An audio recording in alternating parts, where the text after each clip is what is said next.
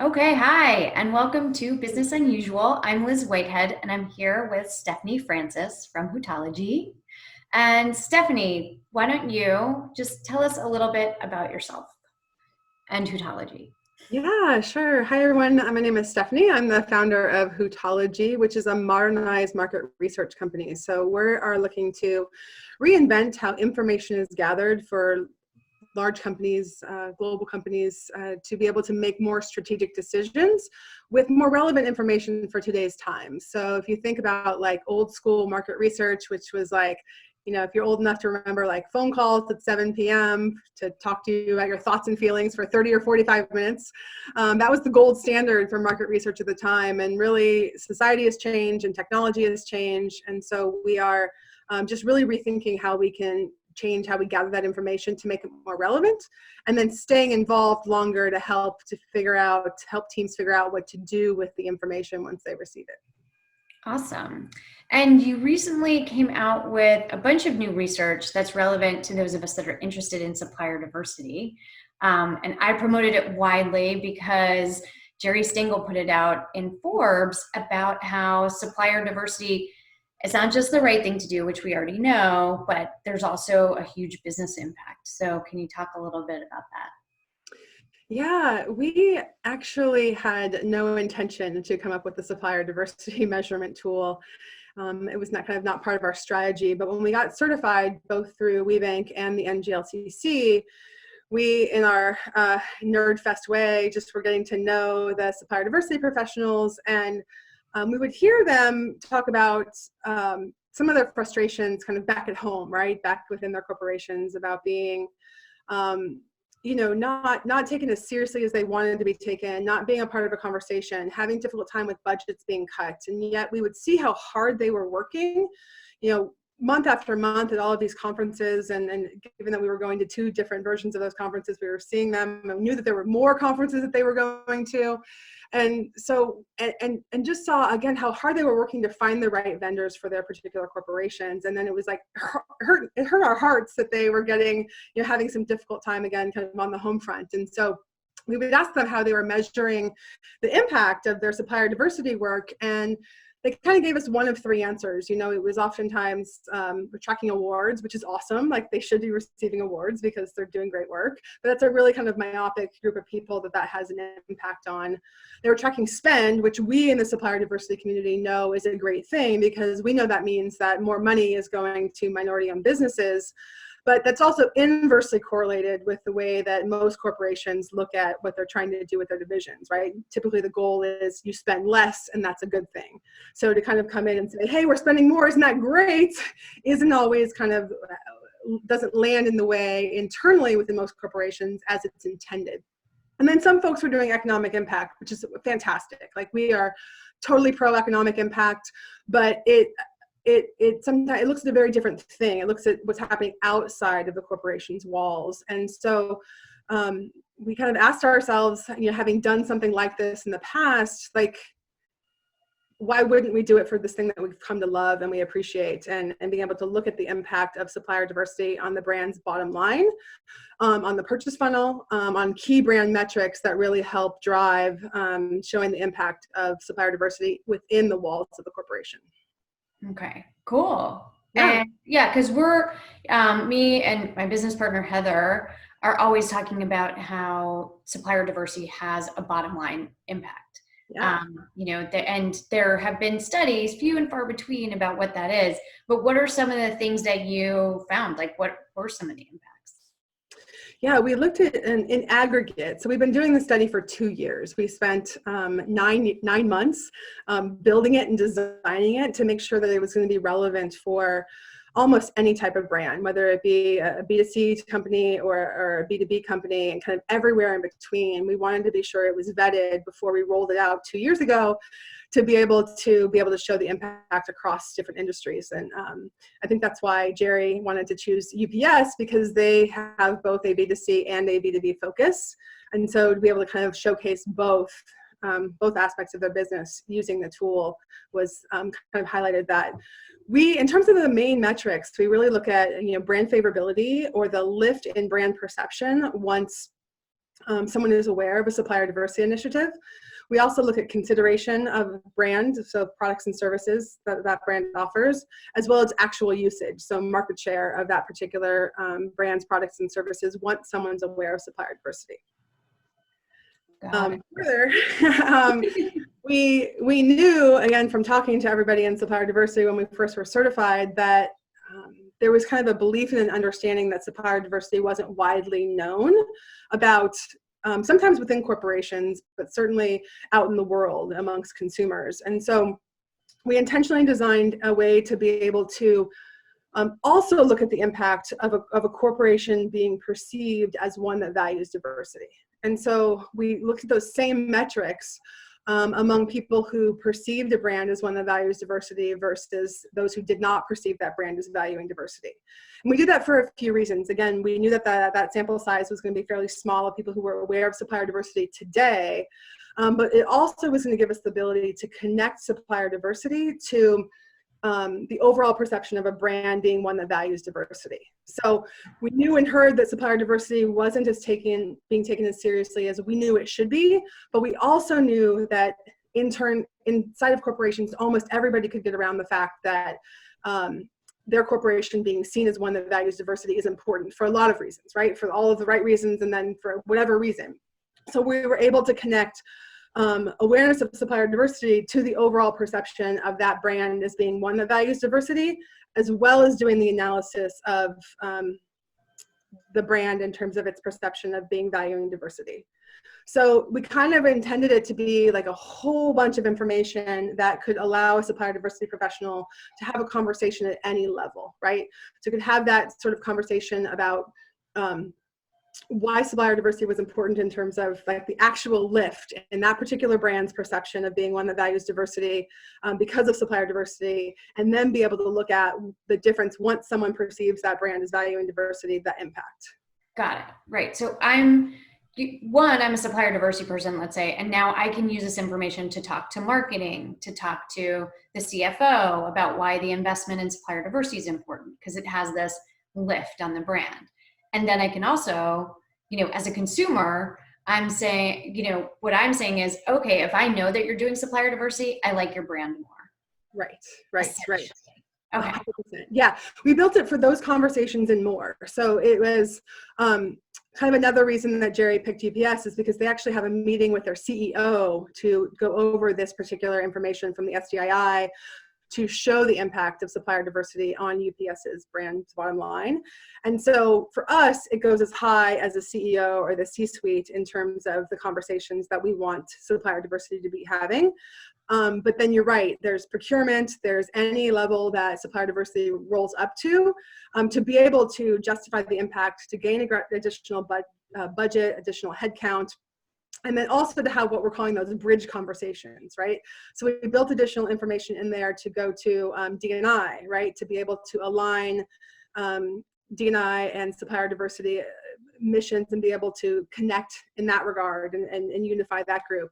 We created elements to be able to talk to marketing, right? So we know that tomorrow there might not be a Super Bowl commercial about supplier diversity, but there might be from this information a way to drill down and say, hey, we have this specific target market for this one particular brand in our portfolio. We know that supplier diversity indexes 17 times over the general population. What if we did a targeted social media campaign, right? And elevate those conversations kind of in every direction. So yeah, we were pretty excited about kind of all of it. We get kind of nerded out about it all. Me too. So so this came out basically a couple weeks ago, right?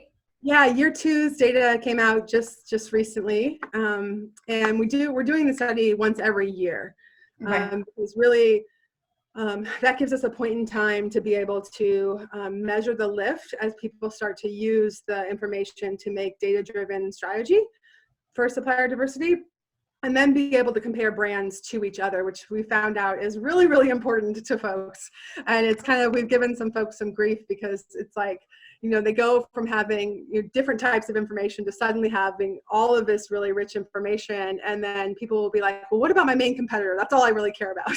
And it's like, okay, great. But if all of us kind of lift up the supplier diversity world, then it's going to benefit NMSDC and NGLCC and WeBank and have more money to go around for everybody, because what we're seeing is how powerful supplier diversity is. And so when we started this, and fielded year one, we had no idea, quite honestly. Like we didn't say that at the time, but we couldn't predict what it was going to be. And so certainly if year one had come out and all of the brands that we included in year one were flat or didn't have an impact, I don't know if we would have done year two, right? Right. But I think what amazed us is how impactful supplier diversity was across all of the brands that we included in year one, who were very, very different types of brands. And so that really has started to gain momentum, because we saw that same trend in year two. So for example, on average, there was a 30 percentage point lift in brand favorability once people were aware of a supplier diversity initiative, and a similar lift, actually 40 percentage points lift in actual usage of products and services by that particular brand across the board, which is, we've been doing this a long time, and these kinds of lifts consistently are nuts, right? It's very, very research specific term, bonkers. Yeah. And the way that, as we talked about it when there was sort of some reluctance early on, is people don't know about supplier diversity. We're not going to be able to show that impact. And our argument was that even if it's just a small percentage of people, if we understand the lift of that percentage of people, we're going to be able to make decisions, because we know how, if we increase that awareness, it's going to grow. Right. So this will show my ignorance, which my favorite topic is my embarrassing moments. Is like, if you want to talk to me in the cocktail hour and not talk about research, get me going on embarrassing moments, because I have a lot. But it was early in my career, and I was working at a global market research company called Research International, very creative name. And we were doing a tracker, we being one of the current partners in Hootology was with me back then, probably 15 years ago. And we were doing a tracker for Intel. And it was a tracker of awareness of and perception of a bunch of different technologies that were in development, done quarterly across 16 countries around the world. And we were 8 waves into this thing. And I remember, in my pure youthful ignorance, I remember saying, like, why are they tracking this one particular technology? It's at 2%. It's been at 2% awareness and perception across all of these countries for 2 years. Like, you just forget about it. And that particular technology was voice over IP, right? And obviously, as we talk here today on Zoom, voice over IP became Skype, became WebEx, became all these wonderful things that, thank goodness, we have during this current time. But what Intel knew then, which I didn't know, is that using data and information helps inform those decisions and helps understand what the message needs to be, right? What's going to be impactful? Where is the growth going to be seen? And what's the right time to make those investments and have those conversations? And so that's for the SDII. For the people who say, people don't know what supplier diversity is, well, what we found is that 3.6% of the US population knows what supplier diversity is. Yeah. So, yeah, right? It's a starting place. It's higher than that 2% for voice over IP, right? 15 years ago. But what we can do is really look at that 3.5% and see these massive, massive lifts. And so then we can look and say, okay, if we can get 1% more people aware of supplier diversity, that's 2.5 million people. And we know from this consistency of this data, how many more people what the lift is going to be for a particular brand in the brand favorability, what the lift is going to be for a specific brand on the brand consideration, and what the lift is going to be for their actual usage. And the other good news is that because we included so much information about brands in terms of general trends about diversity and corporate diversity, we know that 60% of the US thinks that it's important for corporations to value diversity. So 60% is a much bigger number than 3.5, 3.6%, right? And so the good news is there's a way to be able to draw the story that if we can get this other, 54% of the population who are inclined to think favorably and do something about this, aware of supplier diversity, the impact is going to be massive. Yeah, cool. So what I hear from that is I'm not going to be able to describe my job in one word anytime soon to most people. Like, Right. I always envy the people who are like, I'm a teacher, I'm a cop, I'm a doctor, you know, where I'm like, okay, so, and you probably feel the same way. But, and also that I shouldn't be asking you for a crystal ball in terms of what is all this going to mean in a few years, even though you're looking at the data, right? You're like, we can track it as a moment in time, but I can't tell you the time when it's all going to change or what, for example, the coronavirus disruptions, what impact they're going to have going forward. Yeah. Okay. But you want to know, right? I do want to know. Well, I mean, everybody wants to know, right? And I'm just asking people sort of, well, what do you think? And the way I get at that is like, how has it affected you? You know, how's it affected your business? Yeah. I think that the answer to that question, two things come to mind in that. One, I do describe myself with one word, mostly because whenever someone asks me, like in transit or on an airplane, I always say I'm an accountant. So I do have the one word answer, even though it's not at all what we do in the least bit. But it helps for this introvert to be able to avoid deep, long conversations on planes. No, yeah. I love our accountants, so it's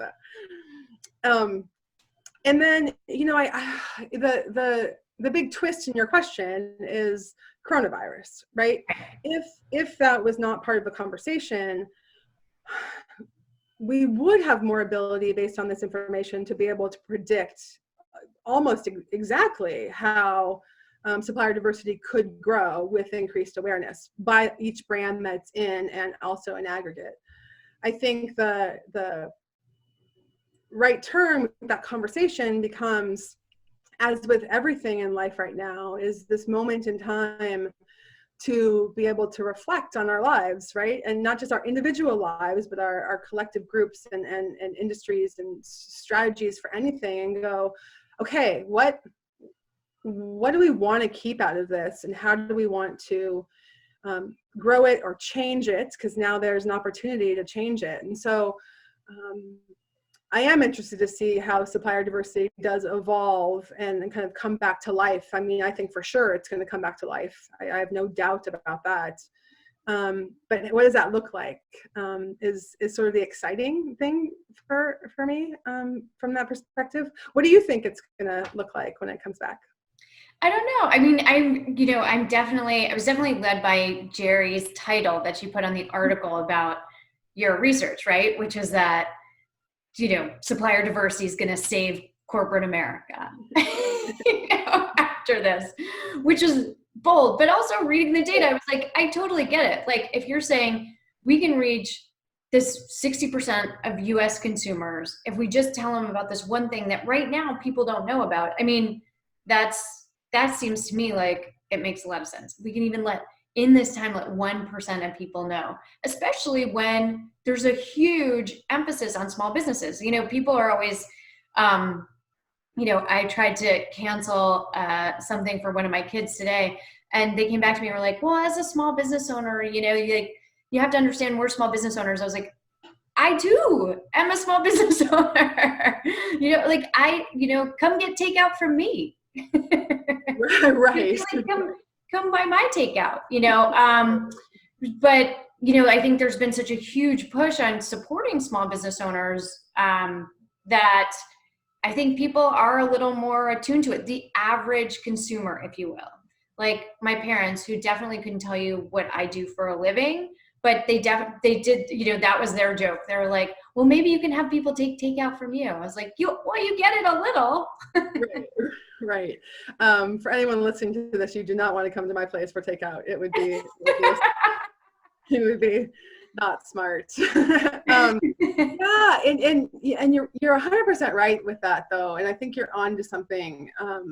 that you for sure should run with, and that the connection to smaller businesses right now. And I think in my mind, it goes to a little bit of the larger view of what Hootology does, which is, you know, kind of the art and science of decision making. And so in addition to having, you know, a PhD in econometrics, we have a PsyD in psychology. And so a big part of our, what we do for our custom research and our custom clients is looking at consumer loyalty and consumer psychology to be able to really understand what different messages people need to hear to be able to change their behavior, and not from like a Jedi mind trick kind of thing, but from a truly being authentic to understanding what people's needs are. So the way, as I hear you saying this, it's like, yeah, like if this message could be done in the right way for each brand, unique to what who their customers are and what their customers' needs are, it for sure is lightning in a bottle. And you know, when we talk about our consumer psychology stuff, we think about it like Myers-Briggs. Are you familiar with Myers-Briggs? Yes. Yeah. You know what your type is? ENTJ. Yeah, you're a Yeah. J. That's a good thing. Yeah, I'm an INFJ, which is like the smallest percentage of all of them. And I was like, my life finally made sense when I found that out. I was like, oh yeah, this is why I'm so weird. But with Myers-Briggs, there's 16 different classifications, right? And given your understanding of it, you'll know that, like, if I'm trying to talk to you in one way, that is like that. If I have a more of a less of a J, kind of a judgment mindset, which I do. Judgment, for those of you not familiar with Myers-Briggs, is like people who are just like have a list, get things done. If they say they're going to do it, they're going to get done. And then P's are more lovely in that they're less beholden to constraints of life, and like, you know, this shiny object, you know, following the shiny object, which is such a beautiful thing. I'm of the mindset that like all those who wander just don't have the right app, you know. Yeah. And so if you're trying to talk to somebody in a way or relate to them, they're just not going to understand it. And so the segmentation that we have is based on a psychological model called McGuire's, and there's 16 different classifications for consumer loyalty, similar to their 16 different classifications for Myers-Briggs. And it's really how we all connect to the things that we buy. And it's really on two planes. One is cognitive versus affective. So do we think our way in? Do we need to know like all of the facts about a particular product and how it's better and why it's better? Or does it just more of a gut feeling? And then are we status quo or are we growth, right? So status quo is, I had this cereal all the time when I was a kid. I just buy this cereal because it makes me feel comforted because that's what I always bought, versus growth, which of course is like new, better, best, right? Yeah. And if you think about traditional marketing or traditional messaging about things, it tends to be all on the, you know, new, better, best, kind of emotional growth. But 65% of the US is status quo, right? So all of that new, better, best, like you should do this because it's the right thing, and oh my gosh, it's better, and the newest widget is missing 65% of the people. And so as we look at how those 16 different classifications fall out, we're then able to say, okay, what do we need to say? What types of message do we need to say to get someone to stay if they're more inclined to go? Or what type of message do we need to get to send to be able to have them trial something that maybe we just want them, we know if they could just try it, they'll be a believer, right? And so how does that apply to each of the 16 different classifications? So I think if you merge those two things, right, would be pretty exciting. Yeah. And does Hootology do that? Yeah, we do that more on the custom side. Like, we hadn't thought about doing it necessarily as it relates to like your piece, which is what you would be so good at, which is taking this information and helping make supplier diversity continue to evolve and continue to be the excellence that it already is. So. Okay, cool. And you mentioned your PsyD, and does that, because you mentioned you also have something coming out now about like what people's fears are, right? And how that relates? Yeah, we have put together a few studies for certain industries where as we come out of this time period, this pandemic, I think it's pretty easy to understand that there's certain things that people are going to be quick to adopt how we always did them and always went about them. And then there's probably going to be other ones like airlines and theater and sports that might have more of a trepidation from folks, and people might have adopted kind of a new mindset around either the importance of it or found other ways to sort of fulfill that need.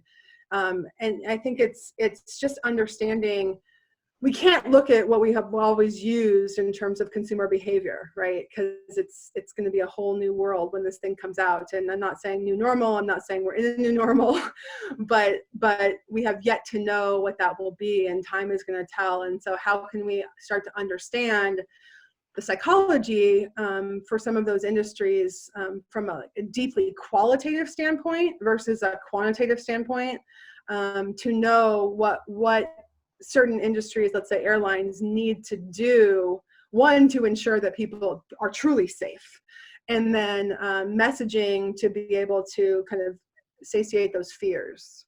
Yeah, interesting.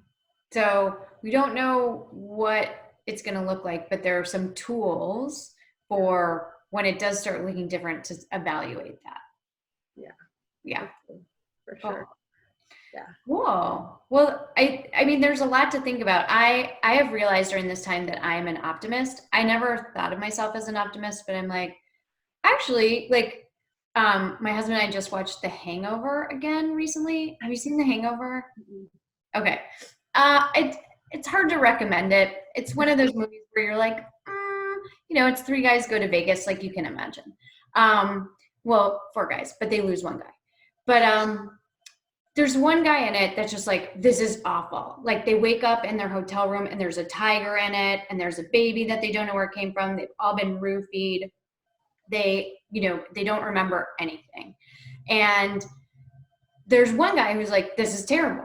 This is awful. Like, we're never going to make it. And then there's another guy and that's like, I always kind of thought it was like that guy. And then there's another guy that's like, no, look, this is a good thing. Now we have clues. Now we have leads. Now we can find this stuff out. And I was like, I think through all this, I think I'm that guy now.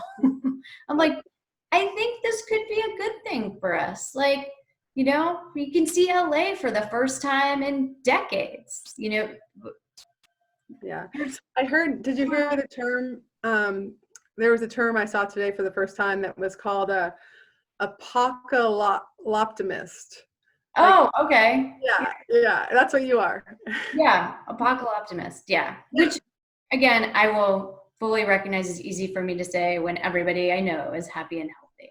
Yes, of course. Yeah. What things are you seeing in terms of the small businesses that you work with, in terms of their outlook for supplier diversity, or how their strategy has changed? Yeah. Well, you know what? Every week is like a lifetime when you're at home. So I would have said, like, 2 weeks ago, there was two groups. One was like, I need cash now. I need cash. Like, I'm completely uncertain, and that's what I need now. And then the other group was like, well, I kind of still want to sell my stuff, and I think it could help, but I don't think now's the right time, or I don't know how to do it, right? Yeah. And I think now, as more information is coming out about grants and funding and loans, the people in the first group are like, okay, I applied for my grants. I got approved for my loans, and who knows when that money's coming. but even that, like, when you talk about the psychological things, where like money is one of those things, right? Where it's not so much like the actual money that you have to buy consumer durables that's worrying you. It's money. Yeah. And so when you like, I've applied for the money and I've been approved for the money, now I feel okay. So I feel like more people are starting to get into that second group of like, okay, well, what can I do? And then there's the people that have just flat out like pivoted, like, I've been talking to one of the guys in the Chamber of Commerce here. He's a printer who's now making face shields and like medical tents. right? Where it's just like, it's not wildly different than what he was doing, but it's not immediate on your first, like, okay, there's a medical emergency, let me call the printer. Right. You know, so it is, you've probably seen that continuum that's going around where it's like people start in fear and then they accept things, and these are the kind of things they do. And like the last one is growth. And I actually do see in my discussions with business owners, people moving along that continuum a bit. Yeah. How is it in New York though? Is it a little different? I mean, you're pretty much at ground zero there. Yeah, I mean, it's similar to you. Knock on wood. I'm fortunate that everyone I know is safe, and so it's hard because, like, you hear the sirens, and it's like it's heavy. It's heavy, and it's scary. It's scary, I think, for just all of the implications on the medical world, right? I think that's. As a NF on the Myers-Briggs, it really weighs a lot. And then obviously the same economic fears that everybody is having. I think it does feel in the last day or two where the masses here are starting to feel a little bit more comfort in that, okay, we believe Dr. Fauci and how it spreads and what we can do to curtail that spread. And so I think people are venturing out a little bit more. Meaning just outside, right? Still maintaining, social distancing and all those sorts of things with masks. But it kind of feels like almost exactly what you were describing of like getting past that like immediate hunker down fear to like, okay, I can be protected. I can find some ways to grow through this. So we'll see, I think we have a long way to go until we see what, if there is a new normal, or if it goes back to how things were, which in some cases will be good, in some cases may not be so good. Right. So how are you coping? I personally have been fine in that I really am a pretty extreme introvert, and I love working and thinking and creating with our team. And most of our team, we've worked remote for all of our time together. And so the connection I felt with my team, which is a really deep, strong connection, the most brilliant people I've ever worked with, I just pulled in to have it be called Hootology now. I feel like we're good on that level.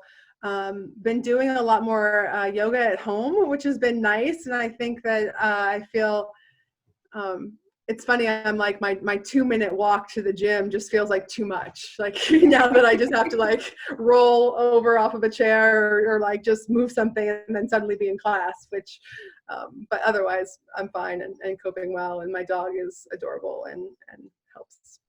Good. Awesome. Well, it was awesome to talk to you. Thank you very much for joining us. Of course. See you next time on Business Unusual.